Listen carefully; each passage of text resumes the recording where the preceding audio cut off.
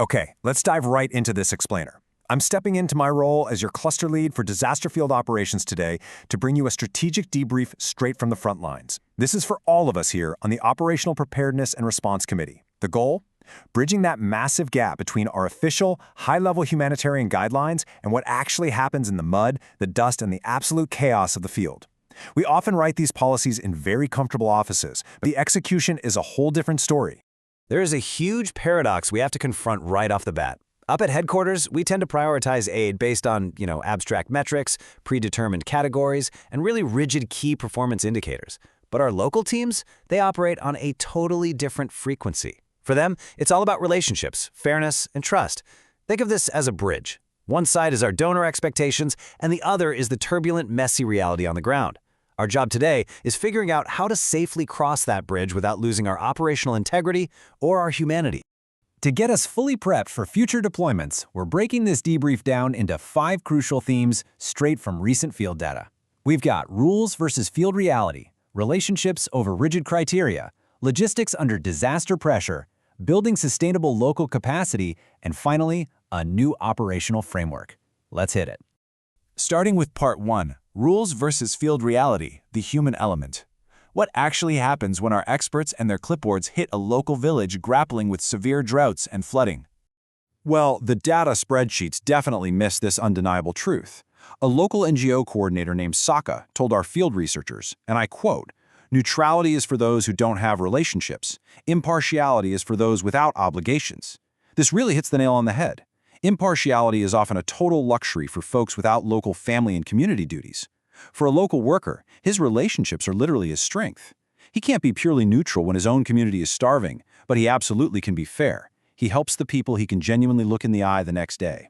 Now, you run into this incredibly stark contrast on the ground. On one hand, donors are demanding we target specific predetermined groups to hit their KPIs, like, say, single mothers or sustainable agriculture. But on the other hand, local leaders have to balance those rigid rules against helping the people they actually vouch for and trust. If a working-age guy desperately needs help, the local leader struggles to get him funding just because he doesn't fit neatly into the targeted demographic box. The reality on the ground just demands a level of flexibility that our headquarters criteria often completely ignore.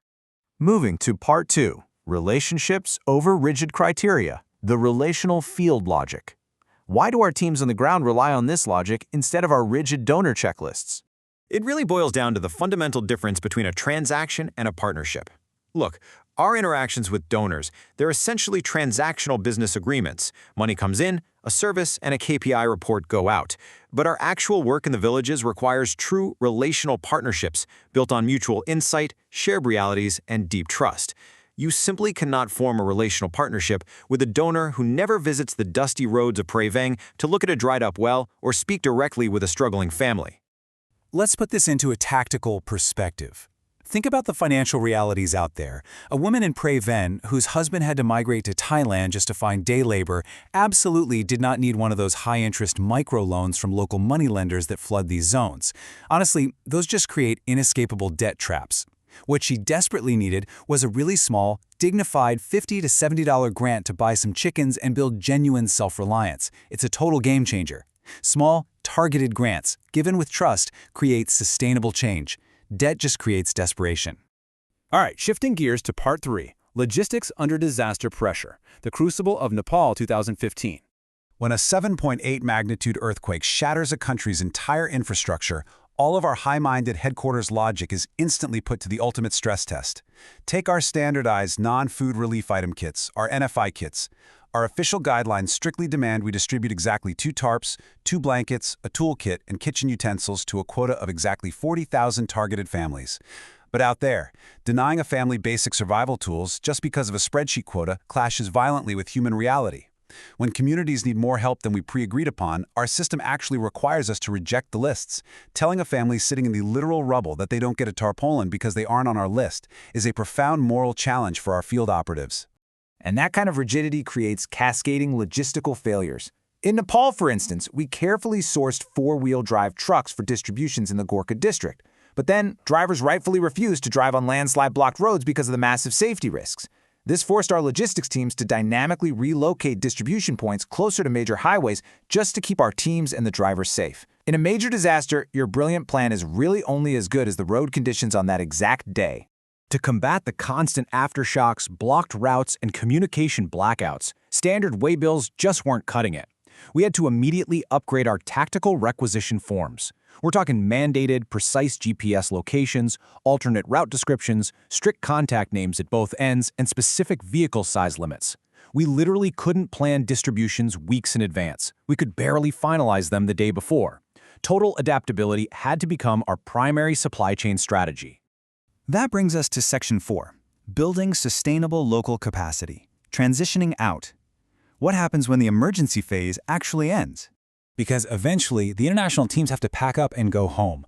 And the harsh reality is that our multi-million-dollar field hospitals, advanced medical gear, and complex supply lines are utterly useless the second we leave, unless we've trained the local staff to take the reins. We can fly in all the international experts we want, but if we don't transfer that knowledge, our legacy is just empty tents and expired medicine. We actually saw a massive success with this in Cox's Bazar, Bangladesh. Instead of an international delegate doing all the work behind closed doors, we set up a step-by-step mentorship in medical logistics. Our team organized the pharmacy inventory visually so everyone could see the stock. Then, they fully empowered a local pharmacist named Hossein. We taught him inventory management and procurement, so he could run the entire operation flawlessly after our international logistics experts flew out. The absolute core realization here is that acting as a mentor, rather than some authoritative boss, is literally the only way to establish true operational continuity. In places like Syria and Malawi, our international field teams had to consciously step back. We had to include local staff in customs clearance, warehouse assessments, and strategic planning. Basically, we had to adapt to their national cultural norms and drop the assumption that our international SOPs were the only way to get things done. Finally, Section 5, a new operational framework, Nepal 2025 and beyond. To wrap up this debrief, we need to synthesize these field truths into a new framework for this committee to adopt moving forward. Looking at Nepal 10 years post-earthquake, it's abundantly clear. Isolated relief is not enough. We need integrated development. So we must implement 4 pillars of sustainable interaction across all our global clusters immediately.